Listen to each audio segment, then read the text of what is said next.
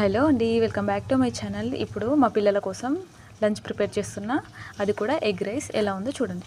ముందుగా ఒక ప్యాన్ పెట్టుకోండి. అందులో 4 ఎగ్స్ ఈ విధంగా అయితే పలగొట్టేసి అందులో వేసేసుకోండి. ఇది కొంచెం హీట్ అయిన తర్వాత దీన్ని కలుపుతూనే ఉండాలి. మీరు గుడ్డు ఏ విధంగా కలిపినా సరే ఇది మాత్రం సైలెంట్గానే ఉంటుంది. కారం, ఉప్పు, మిరియాలు ఇవన్నీ వేస్తే మాత్రము స్మెల్ అద్దిరిపోతుంది. నేను ఇందులోనే ఎందుకు వేసానంటే ఇలా వేయకపోతే పచ్చివాసన ఉంటుంది, పిల్లలు తినరు. సో ఫ్రై చేసే ముందు కూడా కారం, ఉప్పు, మసాలా కూడా వేస్తాను ఇందులో, అది కూడా కొంచెం కొంచెమే.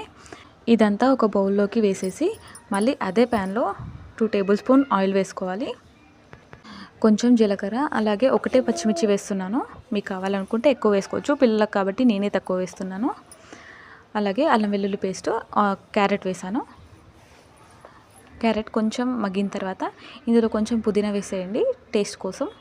తర్వాత మనం ఇంతకుముందు పక్కకు పెట్టుకున్నాం కదా ఎగ్, అది కూడా ఇందులోనే వేసేయాలి. ఇప్పుడు ఇందులోనే మళ్ళీ కారం, సాల్ట్, నేను పసుపు వేయట్లేదు, గరం మసాలా, ఈ 3 వేసేసి మంచిగా ఫ్రై చేసుకోవాలి.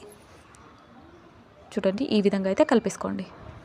మనం ఎంత బాగా కలుపుకుంటే అంత బాగా టేస్ట్ బాగుంటుంది. ఇప్పుడు వండిన రైస్లో దీన్ని అయితే కలిపేసుకొని మొత్తం మంచిగా కలిపేసుకున్న తర్వాత లాస్ట్గా అయితే కొత్తిమీర వేసేయండి.